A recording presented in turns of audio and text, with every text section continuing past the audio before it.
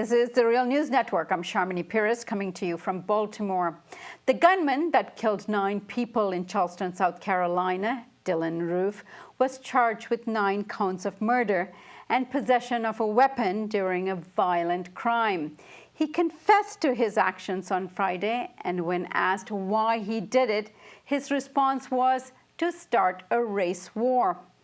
The victims were clergy and parishioners of historic Emmanuel African Methodist Episcopal Church. The 3 men and 6 women were among those killed, and the youngest victim was just 26 years old. Charleston police officials have called it a hate crime, but South Carolina has no hate crime laws to prosecute the perpetrator. Hence, the federal hate crime laws will have to be enacted, and those laws were strengthened in 2009, allowing federal authorities to bring resources for investigating and prosecuting potential hate crimes. Where in cases where there is no local laws or abilities to do so. Joining us now from Columbia, South Carolina, to discuss these latest developments is Kevin Alexander Gray. Mr. Gray is a civil rights organizer in South Carolina and co-editor of Killing Trayvons, an anthology of American violence. Kevin, thank you so much for joining us today. Thank you for asking me. I'm sorry that it's under these circumstances. Kevin, give us a sense of what the community is talking about at the moment in terms of these horrendous crime. Well, right now the community is in mourning, as you would expect, and there's a lot of people. There are a lot of people making the pilgrimage to the church, Mother Emmanuel. There are a lot of people calling for unity in the Charleston community, as they should. People are grieving, and they want to bury their dead, the lost souls, and they have to carry on. But I think that's the first order of business. The state community is in shock. Of course, all souls are equal. And people are mourning all 9 victims as they should. But of course, the pastor of the church, State Senator Clementa Pinckney, was someone that was well known to a lot of people. As they say down there, he was legit. He was a person that was accessible, that was reachable, that was someone that would reach out to you. The fact that that young man could come into his church and sit next to him is a testament to the kind of person that he is, that he would welcome people who would come in and want to be accepted by his church, a historic church that fought for the abolition of slavery, a historic church that was founded by activist Denmark Vesey, who looms large in the history of South Carolina, Mother Emmanuel, which was the first African Methodist church, which is why it's called Mother Emmanuel, the largest African Methodist Episcopal congregation in the Southeast. People are mourning about what happened in the church, but they understand the historical import of what happened in that church. And on the day that it happened, that it was a day in which Denmark Vesey and his compatriots were planning a rebellion of enslaved Africans in Charleston. So people are mourning, people are grieving, people are preparing to bury their loved ones. And now that Dylann Roof has been caught, the trial process will go on. Of course, the governor is calling for the death penalty. And I think that's a way of trying to avoid dealing with the fact that that young man operated on the ideology of white supremacy, which is the foundation of the underpinnings and the founding of the state. Kevin, embodied in Mr. Roof is the history of the state that has experienced a tremendous amount of racial violence. Give us a sense of what that history is. Well, as I said, the state was the first state to secede from the Union. It's proud of that history. The shots that are fired at Fort Sumter that kicked off the Civil War. They're right down the street, a block away from Mother Emmanuel Church, is a statue of John C. Calhoun, who is known as the Great Nullifier. When you hear the speech by Dr. Martin Luther King, who talks about interposition and nullification, those words come from South Carolina. They meant that the South Carolina did not want the United States, the Union, to abolish slavery. It's about protecting Africans as property and expanding slavery across the whole of the United States. And so South Carolina, to a lot of people, is the ideological home of white supremacy in America.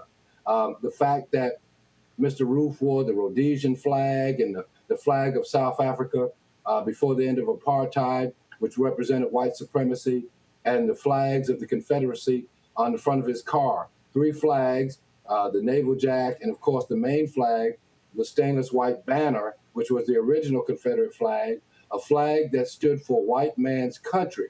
So to go down and attack Mother Emanuel Church, the church that represents liberation in South Carolina, the church that historically stood at the center of the fight against the enslavement of Africans in this country, someone taught him that. And a part of the teaching of white supremacy is in the history, rooted in the history of the state. If you go to the State House grounds here in Columbia, it's a monument to the Confederacy, with people like Pitchfork Ben Tillman on the State House grounds, who led the redemption period, which was the fight back against Reconstruction, who forced Black people out of this state at gunpoint at a time when Blacks were the majority of the population in the state, and instilled a constitution that ensured that white supremacy would be the rule of law in the state for centuries to come. People like James Marion Sims, who operated on enslaved Black women, who was recognized as the father of modern gynecology. People like Strom Thurmond. It honors people like Jefferson Davis, Robert E. Lee. If you ride down the street in South Carolina, it's apt to be named after a Confederate hero. You can walk in any building or school in just about any county in the state, and they're named after Confederate heroes. And they revere that history, and they revere the history of enslavement of Africans. And it has resonance today in that when that young man said that black men want to rape our women and take over, that kind of racist talk is as old as the relationships between Blacks and whites in this country. And it's in the air in this state. And that's what people don't want to deal with. They want to say, where did this young man learn all this? Well, he can learn it simply by living here. Kevin, this is the culmination of the latest series of hate crimes, whether it by way of police perpetrating it or individual citizens perpetrating it, like in the case of Trayvon Martin, and you have written about that. Well, I don't want to validate.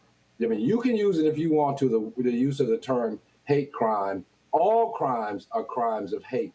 And, you know, I'm for one standard. He killed 9 people. Prosecute him on 9 counts of murder. He committed murder. I believe that the ideology of white supremacy is terrorism, but the word terrorism has been so overused. For the most part, people look at the word terrorism and they think Arab. You think about Latinos, you think illegal. You look at Black people, you think of thugs. And more often than not, when you think about white people committing such heinous crimes, you say they have a mental illness. Well, let's just have one standard. Let's try him for murder. I don't believe in the death penalty. I don't think that he ought to get the death penalty so that we can bury the ideology that drove him to do this. Let's deal with the fact that there's structural white supremacy in this country. Let's deal with the fact that this country was founded on racism and genocide, and that South Carolina, from the way I see it, is the ideological home of white supremacy. We ought to have one standard, and that is, let's not give 10 extra years for killing a cop or another 20 years for killing an elected official. Let's have one standard. All souls are equal. He committed a crime. Prosecute him for that crime. Imprison him in jail for life. Let the people who fed that into his head, let them go visit him and in jail for the rest of his natural life. That is punishment. You're not going to prove that killing somebody is wrong by killing somebody. Kevin, at this time, people are looking for some guidance in terms of what they should do. What do you have to say to them? Well, I think the people that want to look at the underpinnings of the politics in our country, which is white supremacy and racism. Racism doesn't mean that I simply don't like somebody of another race. The appropriate term would be bigotry. Racism is a system in which people based on skin privilege hold power over another, keep people movable, keep people vulnerable, keep people as second-class citizens under a structure. And that structure, as we can see it manifest itself, is in disparate wealth, in disparate income distribution, housing, education, prison rates, dropout rates. That's what structural white supremacy and racism is. And that is the foundation of the so-called Confederacy, a country that was ideology that was based on white supremacy that is spread across this country. It's the underpinnings of the philosophy that lead all these Republican governors and Republican legislators across this nation to talk about voter fraud when none exists, to deny people the right to vote. This is the same underpinning that denies people the right to own property, that results in gentrification, that results in disparate jail sentences, that disparate use of the death penalty. It's the underpinnings that allows America to claim American exceptionalism and bomb people of color all around the world. That's what we ought to be talking about. Kevin, we're going to be continuing this discussion on the Real News Network, and I hope you can join us again very soon. Thank you very much. And thank you for joining us on the Real News Network.